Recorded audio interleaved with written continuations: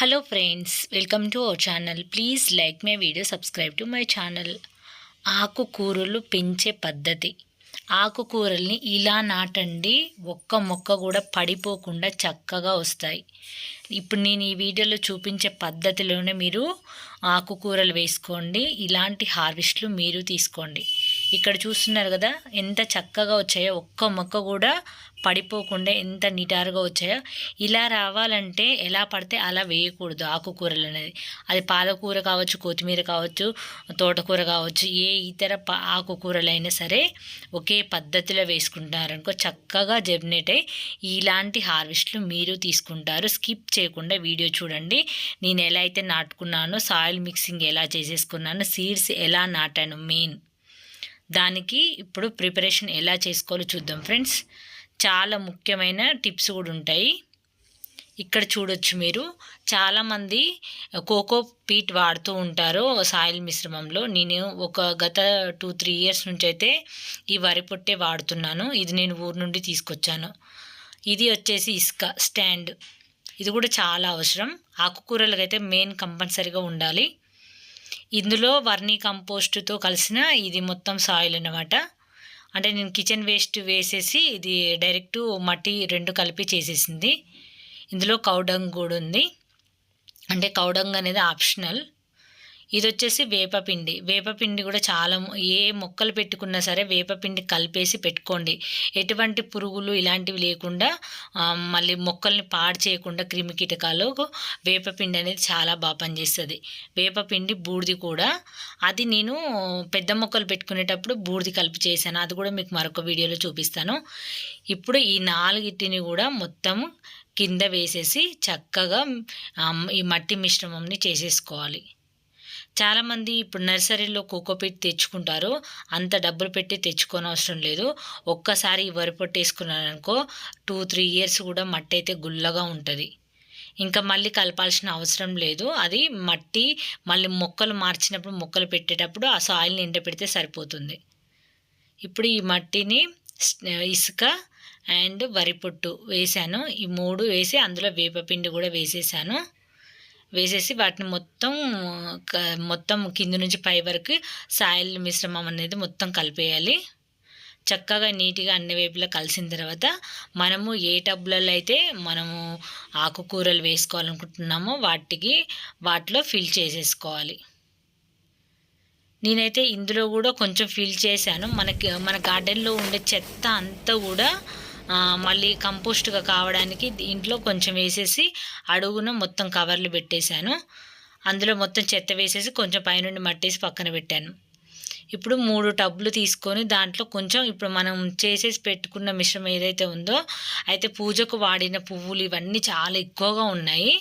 అయితే ఇది optional friends, నా దగ్గర ఉన్నాయి కాబట్టి వేశాను. మీరు ఉంటే వేయండి, లేకపోతే లేదు. నేను ముందు చూపించిన సాయిల్ మిశ్రమం అయితే చేసేసుకోండి. నేను ఒక్క టబ్లో మాత్రమే ఇవి వేశాను. ఇవి ఎట్లాగూ ఇప్పుడు మొక్కలు పెట్టుకుంటున్నాం కదా ఆకుకూరలు అని చెప్పేసి వేశాను. వీటి వల్ల ఎటువంటి వేడి కూడా ఎక్కువ ఉండదు, తొందరగా మట్టిలో కలిసిపోతాయి. ఎందుకంటే ఇవి ఆల్రెడీ ఎండిపోయిన ఫ్లవర్స్ మొత్తం కూడా. వీటిపైనుంచి నేను ఈ సాయిల్ అనేది మొత్తం ఇప్పుడు మనం మిక్స్ చేసుకునే సాయిల్ అంతా వేసేసుకొని వాటర్ జల్లేసుకొని ఇప్పుడు నేనైతే రెడ్ తోటకూర అయితే వేసుకుంటున్నాను ఫ్రెండ్స్. నేను పాలకూర, తోటకూర ఆల్రెడీ అవన్నీ వేశాను. ఇక్కడ రెడ్ తోటకూర వేసుకుంటున్నాను. ఇవి డైరెక్ట్గా వేయకూడదు సీడ్స్ ఎప్పుడు కూడా. కొంచెం ఇసుకలో కలిపి వేసామంటే ఇంకా కొన్ని ఉంచాను నా సబ్స్క్రైబర్స్ కోసం. ఇక్కడ ఈ సాయిల్లో మొత్తం మా సీడ్స్ అనేది కలిపేశాను. ఎప్పుడు కూడా ఊరికే డైరెక్ట్ వేసుకోకూడదు. ఇసుకలో కలిపి వేసుకున్నాం అనుకో, మీ దగ్గర ఇసుక లేకపోతే ఈ సాయిల్లో కొంచెం కలిపి వేసి ఇలా వేసేసుకోండి. అందరికీ ఇసుక దొరకదు కదా. ఒకవేళ మీ దగ్గర ఎక్కడైనా కన్స్ట్రక్షన్ జరుగుతుంటే తెచ్చుకోండి, కొంచెం కవర్లో ఇస్తారు ఎవరైనా. ఇట్లా వేసేసుకున్నామనుకో ఇంకా పర్ఫెక్ట్గా వస్తాయి. ఇట్లా సాయిల్లో కూడా ఇసుక కలపడం వల్ల మంచిగా సాయిల్ అనేది లూజ్గా ఉంటుంది. అన్నిట్లో వేశాను. ఒక దగ్గర నేను మ్యారీగోల్డ్ అండ్ అది కృష్ణబంతి అంటారు, అది కూడా వేశాను. కూర కానీ, కొత్తిమీర కానీ, మెంతులు కానీ అన్నీ కూడా ఇదే విధంగా వేసుకోండి. మీకు చాలా బాగా జర్మినేట్ అవుతాయి ఫ్రెండ్స్. ఇక్కడ నేను వేసిన ఒక 5 డేస్ తర్వాత చూడండి ఎంత చక్కగా జర్మినేట్ అయినాయి. అన్నీ కూడా చాలా బాగా వచ్చినాయి. ఇంకా ఒక 4-5 డేస్కి మొత్తం అన్నీ కూడా జర్మినేట్ అయితే వాటరింగ్ అనేది ప్రాపర్గా చల్లేసుకోవాలి. పడిపోకుండా ఇట్లా సాయిల్ మిశ్రమం చేసుకుంటే మాత్రం అసలు ఒక్కటి కూడా పడిపోకుండా చక్కగా వస్తాయి. ఆకుకూరలు పడిపోతాయనే సమస్య అయితే అందరికీ ఉంటుంది. ఇట్లా మనం కరెక్ట్ సాయిల్ మిశ్రమం చేసుకుంటే అవి మంచిగా నిల్చొని ఉంటాయి. లేదంటే గట్టిగా ఉండి సాయిల్ సరిగా లేకపోతే అవి పడిపోయి వంగిపోతూ ఉంటాయి. మీరు ఏ ఆకుకూరలు వేసుకోవాలన్నా ఇదే పద్ధతి చేసి వేసుకోండి. మీరు ఏదైనా వేసేసుకోండి, ఇలా చేసి వేయండి, 100% సక్సెస్ అయితే. మొత్తం అన్నీ కూడా చూడండి, వేసిన తర్వాత చూడండి, నేను ఏ ఆకుకూరలు వేసినా ఇలాగే వేస్తాను. ఇంతకుముందు ఈ తోటకూర వేసినప్పుడు ఇట్లా వేసా, ఇప్పుడేమో రెడ్ తోటకూర వేసాను కదా. పాలకూర కూడా వేసాను కానీ దాన్ని డామినేట్ చేస్తూ తోటకూర చూడండి ఎలా పెరిగిపోయిందో. అవి చాలా ఎక్కువ పెరిగాయి. ఇవన్నీ కూడా అసలు మేము తోటకూర తెలుసా, మేము తినలేక పక్కన వాళ్ళకు కూడా చాలా అడుగుతున్నాం, వాళ్ళకు కూడా నచ్చదంట. చాలా ఎక్కువ వస్తుంది తోటకూర మాత్రం. గార్డెన్ మొత్తం అదే ఉంది. చాలా అసలు ఎంతగానో పెరిగినాయో చూడండి. అయినా నేను ఒక 2-3 టబ్లలో వేసుకున్నాను. మిగతా వాటిలో కూడా కొంచెం వేరే వేరే తోటకూరలు కూడా వచ్చేసినాయి అన్నీ. మొత్తం అయితే ఈరోజు హార్వెస్ట్ చేశాను ఫ్రెండ్స్. చూడండి ఎంత చక్కగా వచ్చినాయో. మనం వేసుకునే పద్ధతి ప్రకారమే ఇట్లా వస్తాయి మొక్కలు అనేది. ఇంత బుషీగా స్టాండర్డ్గా ఎంత బాగున్నాయో చూడండి. ఎప్పుడైనా సరైన పద్ధతిని పాటిస్తే ఏ మొక్క అయినా కూడా మనకు మంచి రిజల్ట్ అయితే ఉంటుంది. ఏదో అడపాదడప పెట్టేసినాం అన్నట్టు చేయకుండా ఇలా అన్నీ. ఇప్పుడు ఆకుకూరలు అనేది బాల్కనీ ఉన్న వాళ్ళు కూడా చక్కగా పెంచుకోవచ్చు. మెంతుకూర కానీ పాలకూర కానీ ఇలాంటివి పెంచుకోండి మీరు. కొత్తిమీర కానీ ఇలాంటివి చక్కగా వేసుకున్నారనుకో మీకు ఈ తోటకూర ఏంటంటే ఇట్లా ఒకసారి తీసుకుంటే ఇంకోసారికి అంటే ఈ నారులాగా వేసుకుంటే, దీనికంటే పాలకూర ఏంటంటే ఎన్నో మరల హార్వెస్ట్ తీసుకోవచ్చు. మెంతుకూర కూడా అంతే, కొత్తిమీర కూడా అంతే. ఆ 3 అయితే మనకి ఎప్పటికీ హెల్ప్ అవుతాయి కాబట్టి అవి అయితే ఖచ్చితంగా మీరు చిన్న బాల్కనీ అయినా సరే ఇట్లా వేసుకొని చూడండి, చాలా బాగుంటుంది.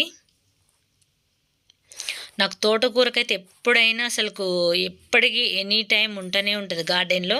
నాకు ఎక్కువ మరి తోటకూర తిని కూడా బోర్గా ఉంటుంది. నాకు ఎక్కువ పాలకూర, మెంతికూర ప్లస్ కొత్తిమీర ఎక్కువగా వేస్తాను.